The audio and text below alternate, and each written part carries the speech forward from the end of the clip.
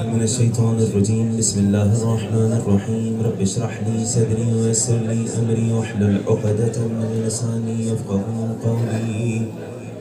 الحمد لله رب العالمين والصلاة والسلام على سيدنا ومولانا أبي القاسم محمد. اللهم صل على محمد وآل محمد وعلى آله الطيبين الطاهرين لا سيما الإمام المهدي المنتظر روحي وأرواح العالمين لتراب مقدمه الفداء ولعنة الله على أعدائهم أجمعين من الآن إلى قيام يوم الدين. أما بعد فقد قال الله الحكيم في كتابه الكريم بسم الله الرحمن الرحيم ونريد أن نمن على الذين استضعفوا في الأرض ونجعلهم أئمة ونجعلهم الوارثين.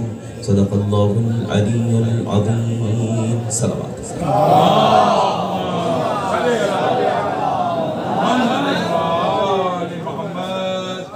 جن برادران نے یہاں کے ذکر کیا پروردگار اس ذکر کو مدح خوانی کو اپنی بارگاہ میں قبول فرمائے. آج کی شب کے حوالے سے خاص حدیث ہے ان مدح خوانوں کے لیے اماموں کے امام جعفر صادق علیہ السلام. امام نے سوال کیا محمد بصری نامی شخص ہے. عجیب بات ہے. امام نے کہا بلغنی مجھ تک یہ خبر پہنچی ہے کہ خاص طور سے 15 شعبان کو کوفہ کے آس پاس سے لوگ چل کر کربلا آتے ہیں. سنیے منہم قاص یقص ان میں کوئی ہوتا ہے جو ہمارے قصے سنا رہا ہوتا ہے. ومنہم قارئ یقرأ کوئی قراءت کر رہا ہوتا ہے تلاوت کر رہا ہوتا ہے منقبت پڑھ رہا ہوتا ہے. ومنہم راث یرث کوئی ہمارا مرثیہ پڑھ رہا ہوتا ہے کوئی گریہ کر رہا ہوتا ہے. میں نے سنا ہے ایسا کچھ کہ کچھ لوگ کربلا ایسے آتے ہیں. محمد بصری کہتے ہیں مولا جو آپ کہہ رہے ہیں میں نے دیکھا ہے. آپ جملہ سنیے گا مدح خوانوں کے لیے اور ان کے لیے کہ جو 15 شعبان کو کربلا معلی چل کے آئے. الحمدللہ چھٹے امام کہہ رہے ہیں الحمدللہ الذی جعل فی الناس من یمدحنا. حمد ہے پروردگار کی جس نے لوگوں میں ہمارے مدح خوان پیدا کیے. الحمدللہ الذی جعل فی الناس من یفد الینا. حمد ہے اس پروردگار کی جس نے لوگوں میں ایسے مومنین قرار دیے جو چوک در چوک چل کر کربلا آیا کرتے ہیں. 15 شعبان کی شب مولا کائنات. میں جو کچھ پیش کروں گا بیان کر دوں. پہلے آج کی شب کے عنوان سے خاص طور سے کوشش ہوگی کچھ چیزیں پیش کی جائیں آپ حضرات کی آمادگی دیکھتے ہوئے. اس کے بعد کیونکہ معرفت امام زمانہ علیہ السلام کے عنوان سے کچھ پیش کروں گا. دوسری چیز تیسری چیز 255 ہجری کی 15 شعبان کیسی تھی یہ پیش کروں گا. چوتھی چیز خاص طور سے امام علیہ السلام کی ولادت کا جو وقت تھا ان ایام میں کیا حالات تھے اس حوالے سے بہت مختصر کوشش کروں گا میں پیش کروں گا. 5ویں چیز اور ہے 5 کے نام پہ 5 نقطوں میں بات کو تمام کروں گا. جب 4 مکمل ہو جائیں گے تو 5ویں چیز بیان کروں گا. اب سنیے گا بصرہ کی مسجد ہے مولا کائنات خطبہ دے رہے ہیں 15 شعبان کی شب. خطبے میں فضائل بیان کیے اور ایک جملہ کہا جو اس شب کو دعائے خضر کی تلاوت کرے گا بڑا اجر و ثواب پائے گا. جملہ کہا آگے بڑھ گیا. گفتگو تمام ہو گئی خطبہ ختم ہو گیا. گھر پر تشریف لے آئے. دق الباب ہوا. من بالباب دروازے پر کون کہا مولا کمیل. من الذی جاء بک یا کمیل. اے کمیل آدھی رات کو کون سی چیز در علی پہ لے آئی. کہا مولا وہ جو دعائے خضر کا تذکرہ کیا تھا نا خطبے میں وہ پوچھنے آیا. اب معرفت کا لیول چیک کیجئے گا کتنے لوگ تھے امام کے سامنے کسی کو توفیق نہ ہوئی آگے سوال کر لے دعائے خضر ہے کیا. کمیل علی علیہ السلام کے در پہ تشریف لائے. امام کا جواب سنیں گے. امام نے کہا یا کمیل لقد اوجب علينا طول صحبتك ان نعطيك ما سألت کمیل تم نے علی کے ساتھ عرصہ گزارا ہے، اب علی پر یہ واجب ہو گیا ہے جو مانگا ہے وہ عطا کریں۔ جو اس دعا کو پڑھے گا اس کے رزق میں اضافہ ہوگا، گناہوں کی مغفرت ہوگی۔ فضائل بیان کیے، کہا اکتب، اے کمیل لکھو، بسم اللہ الرحمن الرحیم، الحمدللہ الذی، بسم اللہ الرحمن الرحیم۔ دعائے کمیل کی ابتدا کی، کیا ابتدا کی؟ اللہم انی اسألک برحمتک التی وسعت کل شیء۔ پوری دعائے خضر لکھوا دی۔ وہ دن تھا اور آج کا دن، اور آج کے دن سے لے کے قیامت تک کا دن دعائے خضر دعائے کمیل بن گئی۔ یہ ہستیاں جسے عطا کر دیتی ہیں اس کا نام قیامت تک باقی رہتا۔ آج کی شب خاص طور سے اے کمیل جو دعائے کمیل کی تلاوت کرے گا اس کے رزق میں اضافہ ہوگا، گناہوں کی مغفرت ہوگی۔ آج کی شب خاص طور سے بہت سارے اعمال امام محمد باقر علیہ السلام، اللہم صلی علی محمد، لیس ملک فی السماوات ولا نبی، آسمانوں میں کوئی ایسا فرشتہ نہیں، کوئی ایسا نبی نہیں، الا وہم یسألون اللہ۔ ہر فرشتہ، ہر نبی ایک کام کرتا ہے، بہت توجہ کیجئے گا، ہر فرشتہ ہر نبی ایک کام کرتا ہے، الا وہم یسألون اللہ ان یأذن لہم فی زیارت قبر الحسین۔ پروردگار قبر امام حسین کی زیارت کی اجازت دیتے، ففوج ینزل وفوج یعرج، ایک ملائکہ اور انبیاء کا گروہ زیارت کے لیے آ رہا ہوتا ہے تو دوسرا گروہ جا رہا ہوتا ہے۔ قبر امام حسین ایک لمحہ بھی انبیاء اور ملائکہ سے خالی نہیں ہوتا۔ مگر آج کی شب یہ حدیث میں نے کیوں سنائی، سنیے گا۔ بعض انبیاء کو اجازت ملتی ہے، جو طویل روایت ہے جناب ابو حمزہ سنانی کے بھنجے سے، میں روایت نہیں پیش کروں گا، کہ جناب موسیٰ علیہ السلام 1000 ملائکہ کی لشکر کو لے کے قبر امام حسین کی زیارت کو آئے، روایت نہیں سناؤں گا۔ مگر آج کی شب کیوں حدیث سنائی میں نے؟ اس لیے کہ اماموں کے امام امام جعفر صادق علیہ السلام، عجیب ارشاد ہے، جو چاہتا ہے آج کی شب 1,24,000 انبیاء سے ملاقات کرے، فَلْيَزُرِ الْحُسَيْن، امام حسین کی زیارت کو آئے۔ آج کی شب تمام کے تمام انبیاء کو اجازت دے دی جاتی ہے کہ جاؤ زیارت قبر امام حسین انجام۔ خاص طور سے آج کی شب پروردگار بحق امام امر والزمان، چند احباب نے دعا ذمہ لگائی ہے، دعا علی جناب انشاءاللہ فرمائیں گے، باقاعدہ میں ذکر کروں گا۔ پروردگار آج کی شب کے صدقے میں، امام امر والزمان کی ولادت کے صدقے میں، پالنے والے عیدی کے طور پہ تمام حاضرین و سامعین کی تمام حاجات شرعیہ کو اپنی بارگاہ میں قبول فرما، پالنے والے قلب مطہر امام عصر الزمان کو ہم سے راضی و خوشنود فرما، پروردگار وقت کے امام کے ظہور میں تعجیل فرما، پالنے والے ہمیں امام علیہ السلام کے باوفا انصاروں میں شمار فرما۔ ان تمام دعاؤں کی قبولیت کے لیے صلوات کیجیے گا۔ اب سنیے گا انشاءاللہ آج کی شب کی برکت سے اس محفل سے جب اٹھیں گے تو یہ معاملہ بحق امام امر الزمان حل ہو چکا ہوگا کہ ہم نے بہت ساری احادیث پڑھی سنی معرفت کے حوالے سے، معرفت امام کے حوالے سے۔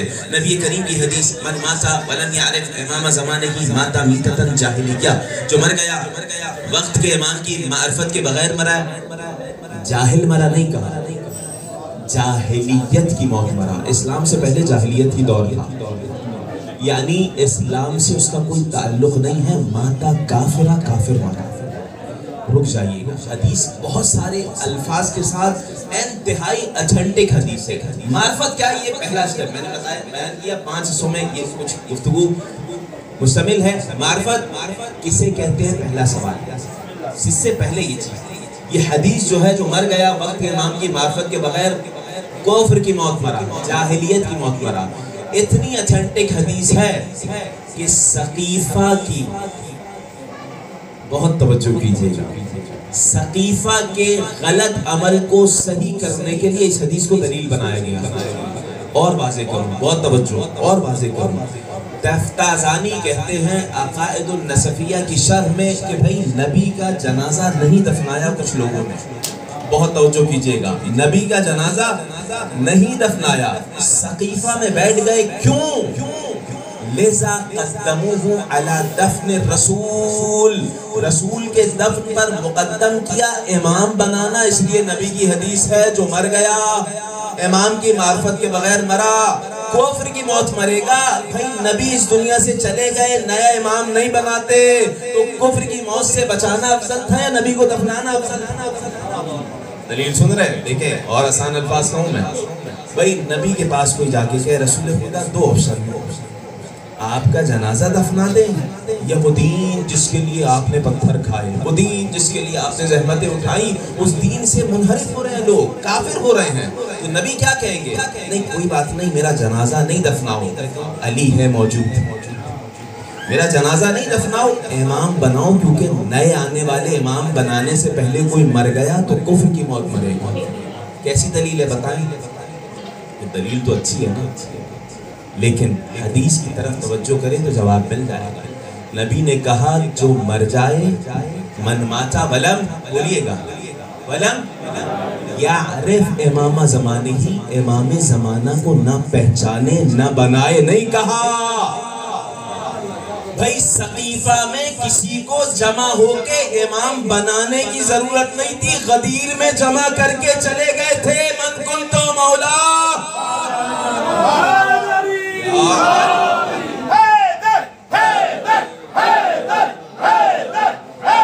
صلوات پڑھتے امام کی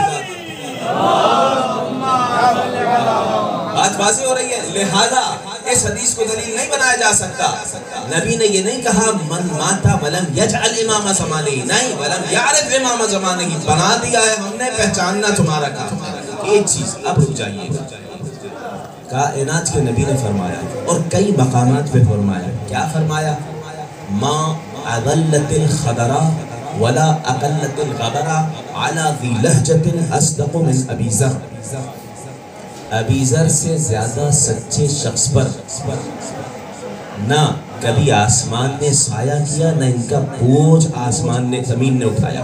بہت توجہ کیجئے گا, زمین نے آج تک ابو ذر سے زیادہ سچے شخص کا بوجھ نہیں اٹھایا, آسمان نے آج تک ابو ذر سے زیادہ سچے شخص پر سایہ نہیں کیا. یہ نبی نے کئی مقامات پہ کہا ہے, کئی مقامات پہ کہا ہے. چھٹے امام سے سوال بھی ہوا یہ حدیث ہے, امام نے کہا ہاں حدیث ہے. میں اس طرح نہیں جاؤں گا, لیکن سنیے گا. جناب ابو ذر مسجد سے نکل کے آ رہے ہیں, راستے میں ایک شخص نے پوچھا مسجد میں کون ہے, معرفت کیا ہے, مسجد میں کون؟ کہا نبی ہے. اور کون؟ ما اعرف, مجھے معرفت نہیں. یہ صاحب گئے مسجد میں, دیکھا نبی ہے, برابر میں علی. کہا اے رسول خدا, آج میں آپ کو, نعوذ باللہ میں کہہ رہا ہوں, آج میں آپ کو جھوٹا ثابت کروں گا. کیوں؟ کیونکہ آپ نے کہا تھا زمین نے آج تک ابو ذر سے زیادہ سچے شخص کا بوجھ نہیں اٹھایا, آسمان نے ابو ذر سے زیادہ سچے شخص پر سایہ نہیں کیا. دن دہاڑے ابو ذر نے جھوٹ بول دیا. اچھا اب رک جائیے گا, میں روکوں گا آپ کے مزاج کو دیکھتے ہوئے. کچھ لوگوں کو یہ خواہش تھی کہ نبی کو جھوٹا ثابت کریں. انہی لوگوں میں سے یہ تھے, یہی لوگ خیبر میں بھی موجود تھے. بھائی 22 رجب کو کوئی بھاگ کے آیا, 23 رجب کو کوئی بھاگ کے آیا, 24 رجب کو جب فتح خیبر ہوئی, اس سے پہلے نبی نے کیا کہا تھا؟ لَأُعْطِيَنَّ الرَّائِيَةَ غَدًا رَجُلًا كَرَّارًا غَيْرَ فَرَّارٍ, کل اسے علم دوں گا جو کرار ہوگا, غیر فرار ہوگا, مرد ہوگا, فتح کیے بغیر واپس نہیں پلٹے گا.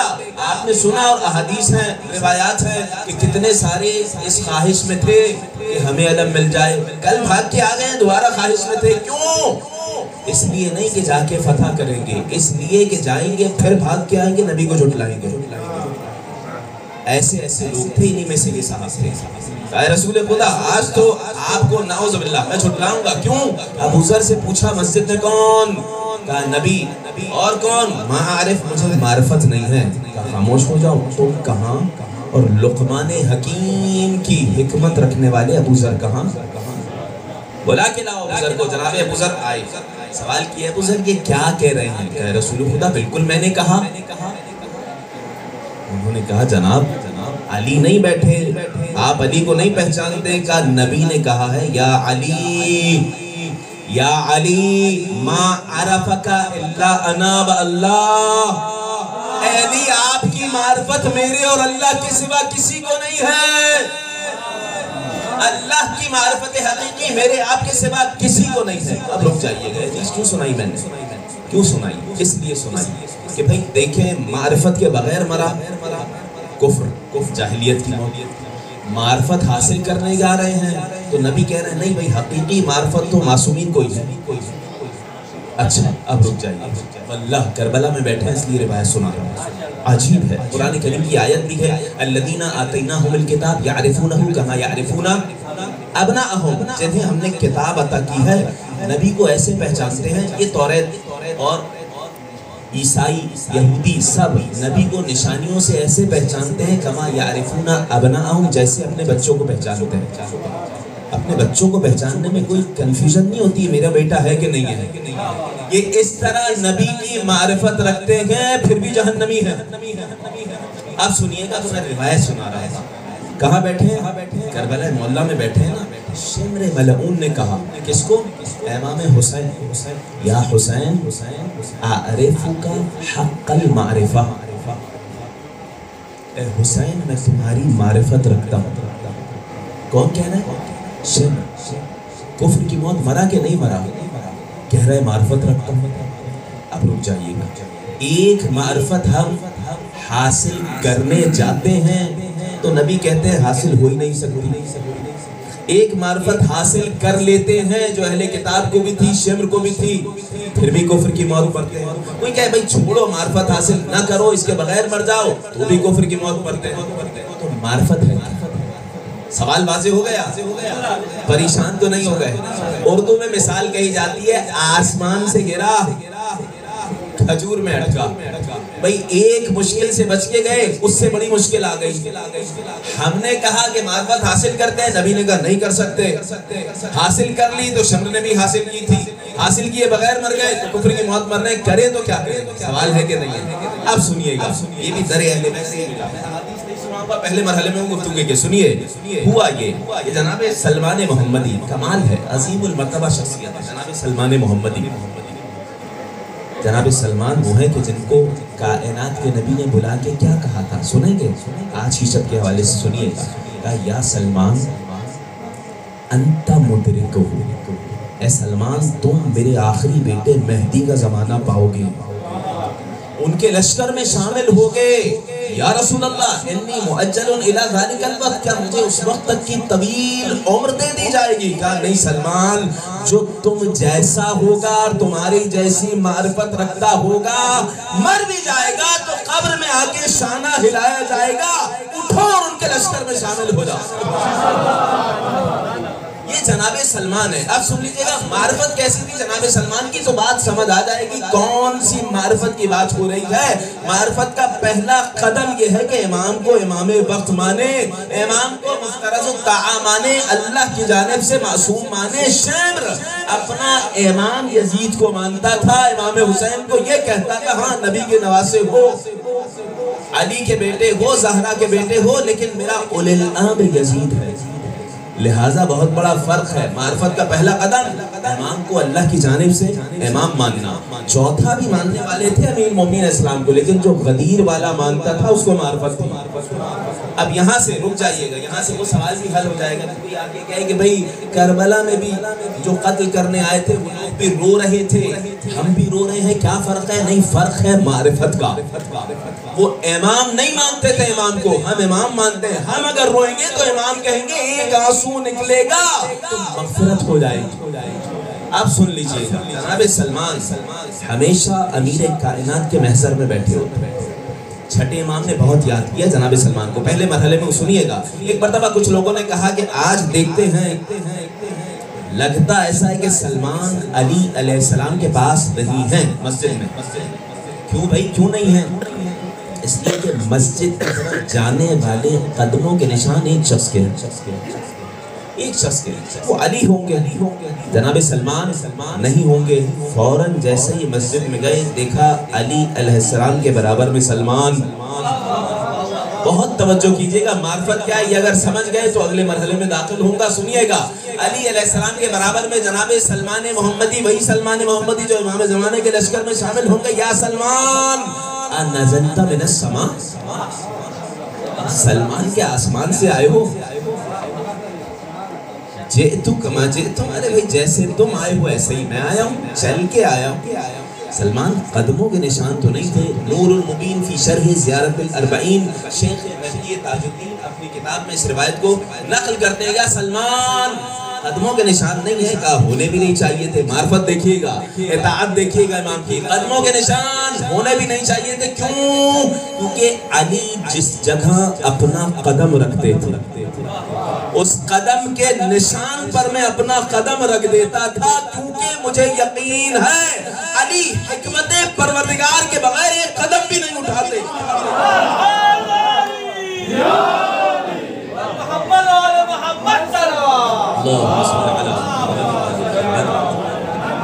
اندازہ لگا نہیں، یہ ہے معرفت. امام کی بیعت کر لی، اب امام جو کہے اس کی بات ماننا ہے، یہ معرفت ہے.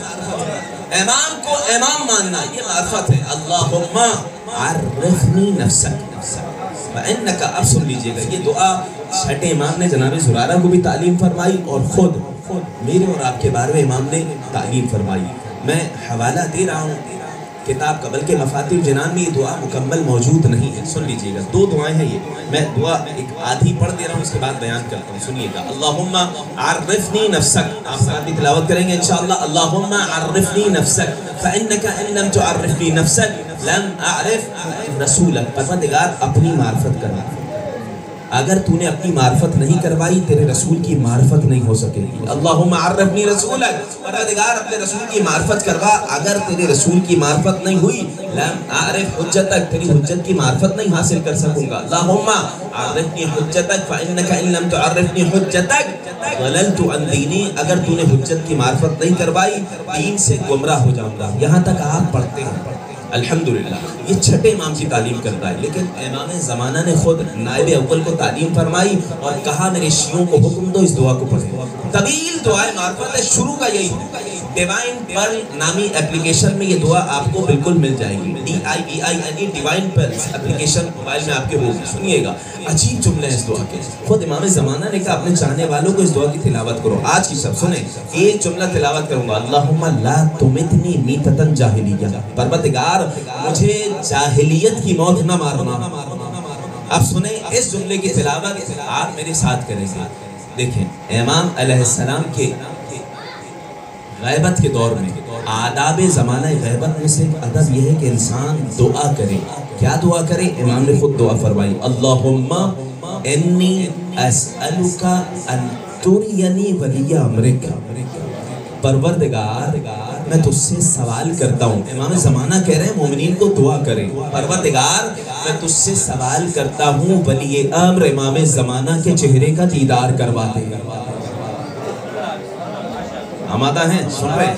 اللہم اجعلنی ممن تقر عینہ برؤیتہ، پروردگار مجھے ان لوگوں میں شمار کر دے جن کی آنکھیں ان کے دیدار کو دیکھ کے ٹھنڈا ہو جاتی. اب سنیے گا، عجیب ہے. آپ دعائے عہد میں کیا پڑھتے ہیں؟ اللہم ارنا الطلعة الرشیدة والغرة الحمیدة واکحل ناظری بنظرۃ منی الیک، پروردگار ان کے دیدار کو میری آنکھوں کا سرما قرار دے دے. اس کا مطلب دیدار ہو سکتا ہے تو امام سے کھلا رہے ہیں. اب سنیے ایک حدیث پیش کر کے میں آگے بڑھ رہا ہوں. امام جعفر صادق علیہ السلام